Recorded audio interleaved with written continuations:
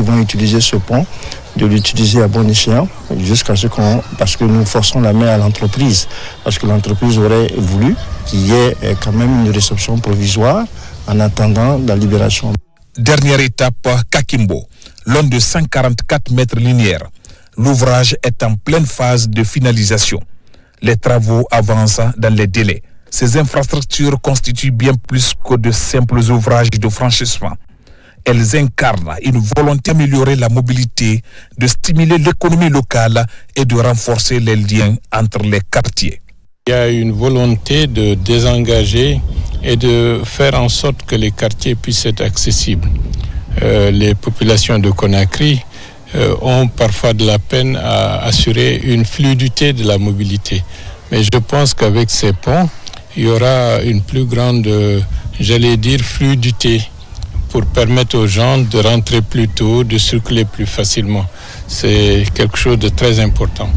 Mais au-delà de ça, les ponts sont là.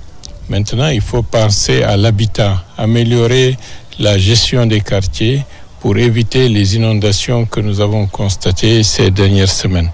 C'est un effort qui concerne tout le monde, mais on le fera. Le ministère de l'Habitat devra faire une étude pour constater quelles sont les zones inhabitables, c'est-à-dire qui ne devraient pas être constructibles. Et de ce moment-là, après la saison des pluies, il faudra de manière structurelle et de manière déterminée envisager la délocalisation de certains habitants pour les amener ailleurs, pour leur permettre d'avoir des logements non pas dans des zones à risque, mais dans des zones où ils ont la sécurité et ils auront également une plus grande, confort. Avec des taux d'exécution dépassant les 90%, ces 3 ponts devraient être mis en service dans les prochains mois, facilitant le quotidien de milliers d'usagers. Pour les populations riveraines, il ne reste plus qu'à veiller à leur entretien pour que ces ouvrages durent dans le temps.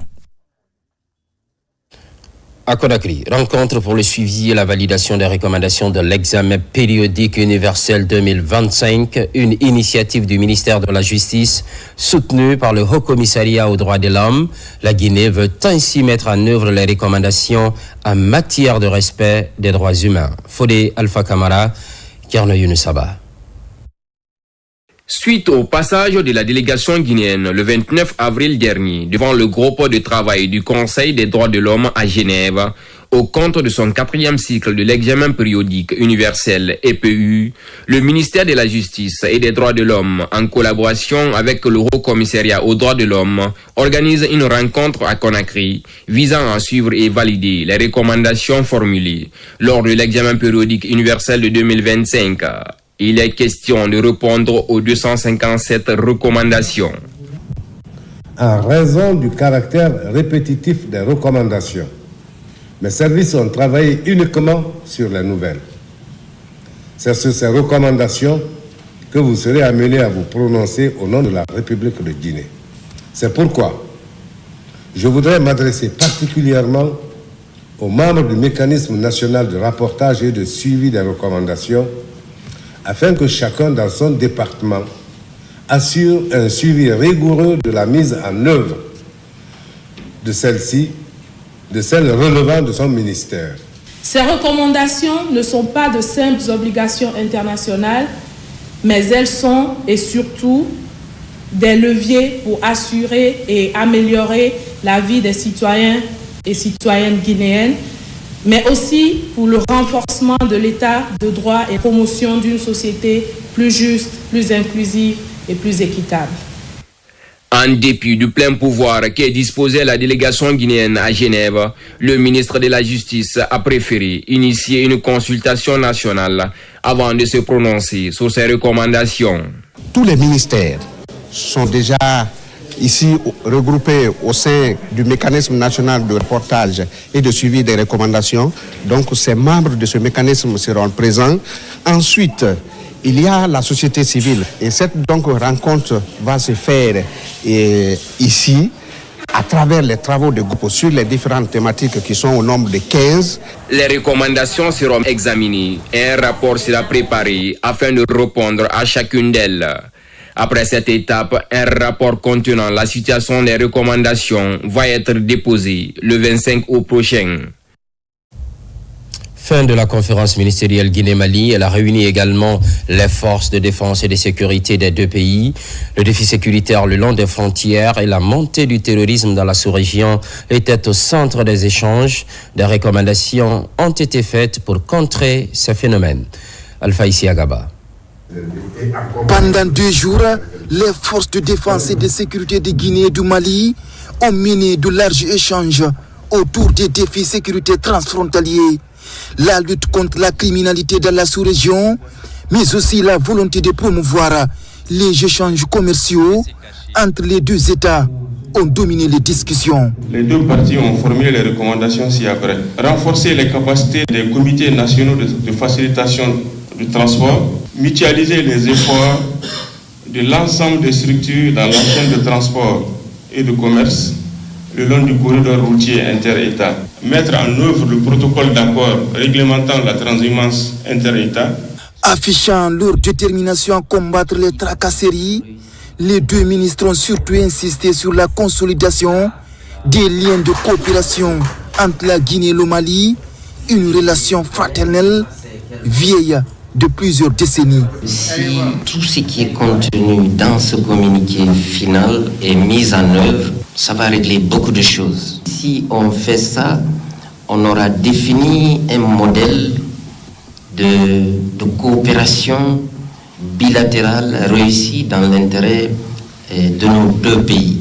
La transhumance a été citée parmi les obstacles. On peut laisser comme ça dans le communiqué, parce que je comprends l'essence que vous donnez à cela, c'est-à-dire derrière la transhumance régulière peut se cacher des non-dits qui contribuent peut-être à financer des actes criminels. Peut-être dans ce sens, oui.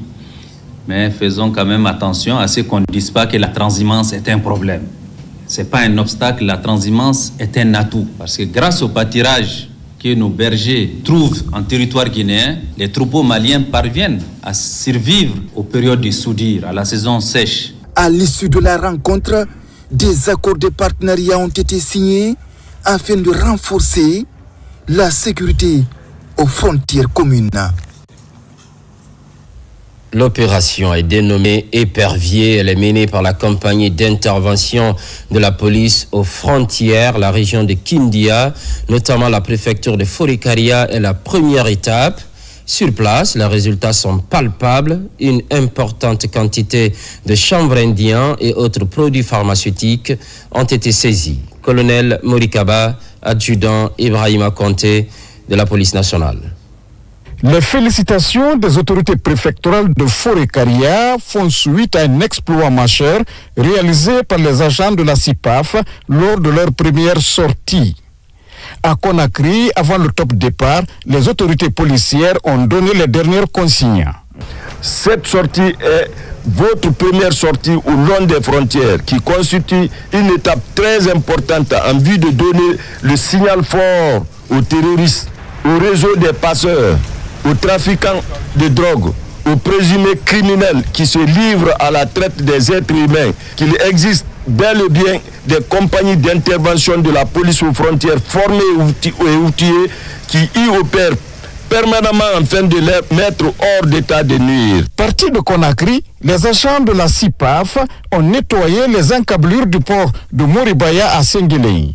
Des dealers et de la drogue, notamment du chanvre indien, ont été saisis. Le lendemain, la CIPAF a mis le cap sur le faubourg de Farmoria. Ici aussi, de la drogue et une importante quantité de produits pharmaceutiques sont tombés dans les filets des forces de l'ordre. Ça, c'est contre qui? Contre la population. On est là pour sécuriser la population et leurs biens.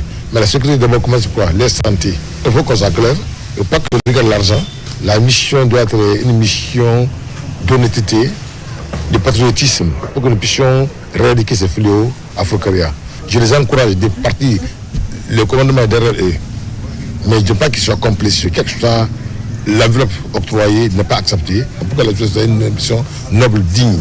À travers cette mission, la Direction générale de la police nationale entend jouer pleinement son rôle dans la sécurisation de nos frontières en luttant fermement contre les infractions transfrontalières.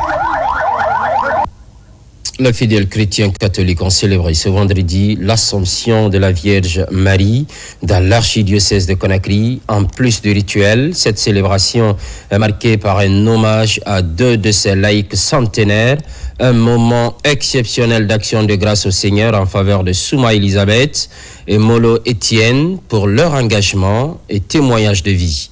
Marie, Simon, Noël Tolno, Antoine Macolé. La fête de l'Assomption est la montée glorieuse de la Vierge Marie au ciel avec son corps et son âme.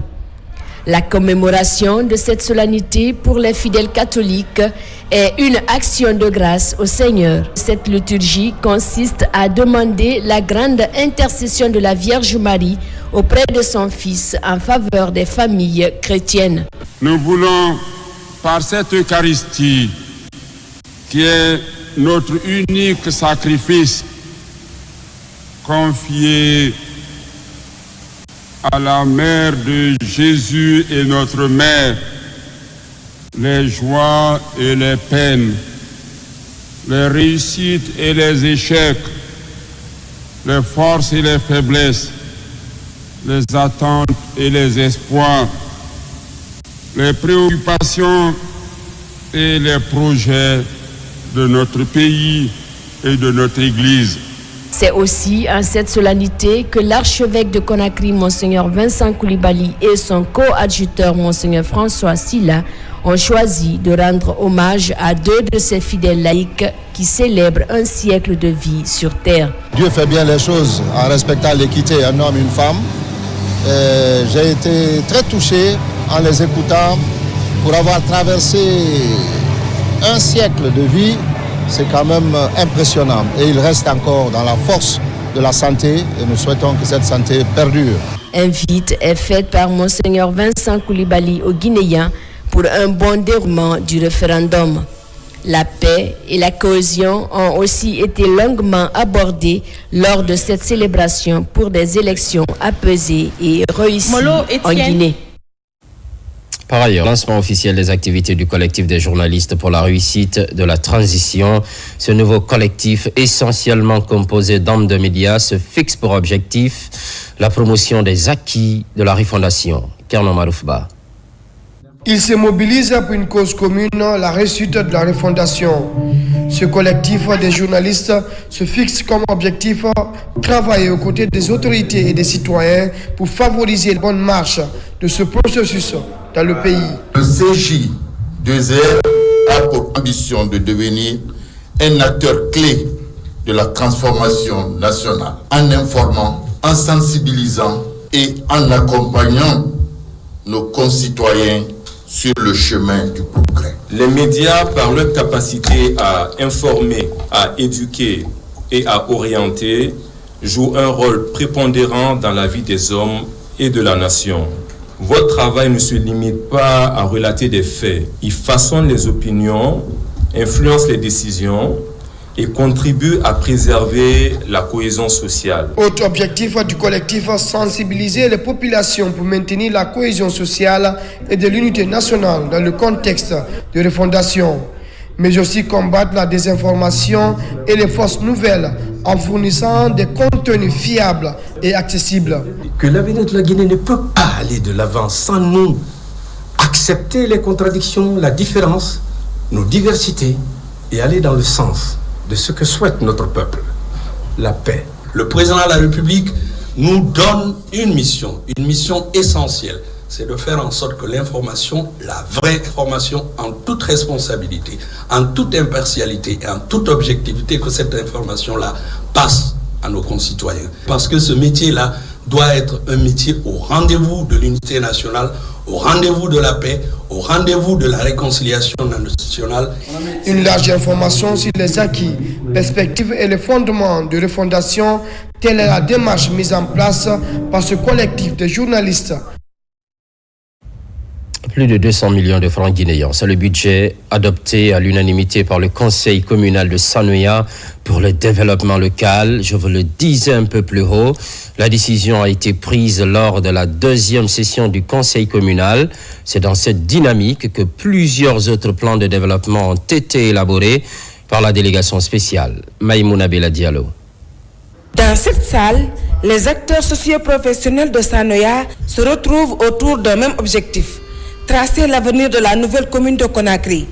C'est le conseil communal de Sanoya avec au cœur des débats les chantiers de développement communautaire. Le premier inscrit au vote fut la décision portant interdiction formelle de vente des produits alimentaires non protégés sur le périmètre de la commune urbaine de Sanoya. Que cutis étant donné désormais, dans les semaines qui suivent, Sanoya sera sûrement doté d'un plan de développement local qui servira d'outil essentiel pour son développement local. Les réalisations déjà menées dans la commune sont passées en revue. La délégation spéciale planche sur les priorités des prochains projets de développement local. J'ai retenu de cette session une satisfaction pour la cohésion et l'entente entre les conseillers pour l'adoption de leur plan de développement local. Je les encourage à donner la main pour le développement de leur commune. Chaque commune est appelée d'adopter son PDL. Tu ne peux pas développer une commune si vous n'avez pas votre plan de développement local. Cet outil qui est important, inscrit même dans le code de collectivité, c'est son article 516 qui autorise toutes les communes d'élaborer son plan de développement local. C'est le deuxième conseil communal depuis que Sanoya est devenue commune. Des engagements sont pris pour accélérer son développement socio-économique. Journée porte ouverte à Tombolia. Plusieurs acteurs se mobilisent pour célébrer la journée africaine du développement local et de l'état civil. Il s'agit de sensibiliser les parties prenantes sur l'importance de l'enregistrement des faits d'état civil et expliquer la vision de la commune pour un développement local durable. Mohamed Lamine Kamara. Ces dernières années, plusieurs réformes importantes sont engagées par le gouvernement pour améliorer le système d'état civil et impulser le développement à la base, comme la mutualisation des fonds pour accompagner les collectivités locales et la numérisation pour améliorer l'accessibilité des services d'état civil. À cette journée porte ouverte, la commune de Tombolia célèbre ses acquis de la bonne gouvernance prônée par le CNRD et de son président. C'est autour de ces journées de porte ouverte que nous sommes en train d'opérer des échanges pour que chaque prestataire des services publics à la base s'adresse à la population et la population à son tour nous pose des questions d'éclaircissement. C'est cette interaction qui est la trame de cette journée porte ouverte. À l'occasion de cette 8e journée africaine de l'état civil, couplée à celle de la décentralisation et du développement local, les autorités communales de Tombolia ont échangé avec l'ensemble des parties prenantes sur la délivrance gratuite des faits d'état civil, entre autres des actes de naissance et des pièces d'identité. On nous a donné des instructions à ce que vraiment cette journée porte ouverte soit auprès de la population pour que les citoyens rentrent en possession des documents gratuitement sur les instructions du président de la République, le général d'armée Mamadi Doumbouya. L'importance de cette journée, ça représente quelque chose parce que tout le monde ne sait pas ce qui s'appelle décentralisation. Maintenant, aujourd'hui, tout le monde a su ce qu'on appelle décentralisation, du sommet à la base. Cette journée porte ouverte a également permis à la délégation spéciale de sensibiliser les citoyens sur l'importance de l'enregistrement des faits d'état civil et les statistiques d'état civil. L'objectif est d'atteindre dans cette commune un taux de 100% d'enregistrement des faits d'état civil, mais aussi lutter contre la fraude dans leur délivrance. Humanitaire à présent, un important don de vivres, c'est en direction des locataires de la Cité de Solidarité, un geste pour soulager ces personnes vulnérables en cette saison de grande pluie. En plus, promesse est faite pour l'assainissement des lieux afin de lutter contre les maladies hydriques. Bakary Bamba Kondé. À quelques semaines du référendum prévu le 21 septembre prochain, des initiatives de sensibilisation et de vulgarisation du projet de la nouvelle constitution battent à leur plein, mobilisant associations, leaders communautaires et citoyens dans une démarche d'information et de compréhension collective dans le district de Kobian, préfecture de Dubreka. Il s'agit de permettre à chaque habitant de ce district de se forger une opinion éclairée sur le texte qui pourrait redéfinir le cadre juridique et institutionnel du pays. La nouvelle constitution, 199 articles, les innovations ont été expliquées et que les participants ont compris. Et surtout, ce qui est innovant cette fois-ci, c'est que la démarche suivie pour l'élaboration de ce document précieux. Ici, l'accent est mis sur les aspects qui touchent directement la vie des citoyens, les droits et devoirs, l'organisation locale, les libertés fondamentales et les nouvelles dispositions qui pourraient améliorer le quotidien. Partout on a passé, vraiment c'est une satisfaction totale. Pour Kobian, ce n'est plus maintenant un projet, mais pour Kobian, maintenant là, c'est la constitution. La campagne de vulgarisation du projet de la nouvelle constitution dans le district de Kobian représente un pas significatif dans la préparation au référendum à venir selon les autorités locales. Grâce à l'engagement des acteurs locaux et des équipes de sensibilisation, les citoyens ont désormais l'opportunité de se familiariser avec les nouveautés et les enjeux fondamentaux de ce texte. Vous avez dû le corriger par vous-même. C'était plutôt une campagne de sensibilisation et d'information sur le projet de nouvelle constitution. L'opération a lieu à Kobian, une partie de la préfecture de Dubreka. L'actualité évolue en Guinée, notre paradis, terre de richesse et d'innovation. Les programmes se poursuivent.